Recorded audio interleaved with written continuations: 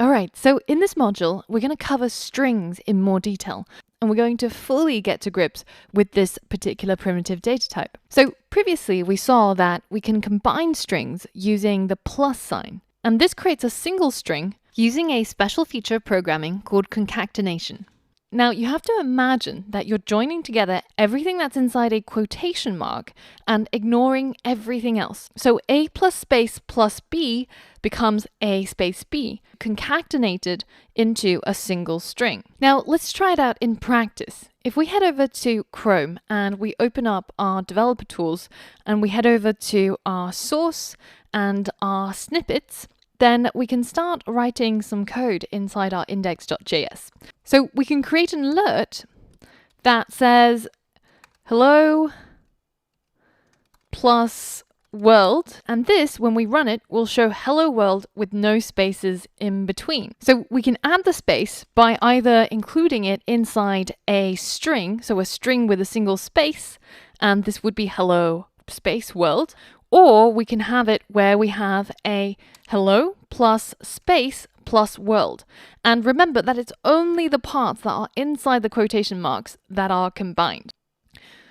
All right, so this is pretty easy. So I want to set you the challenge of creating a greeting message using variables and alert. So I want you to start off with two variables. One is a message, which is equal to hello, and the other variable is called name, and you can set it to either your own name or you can set it to whatever the user enters in a prompt. Then I want you to write a single line of code where you can create a pop-up or an alert that says something like that combines or concatenates these two variables into a single string using these two variables rather than simply just typing the string out. So pause the video and complete this quick challenge.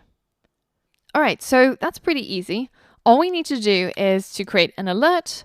We add the message, then we add some characters in between. So namely, it'll be hello space there, comma, space, and then we add the name that we are going to greet. And finally, we close off our alert.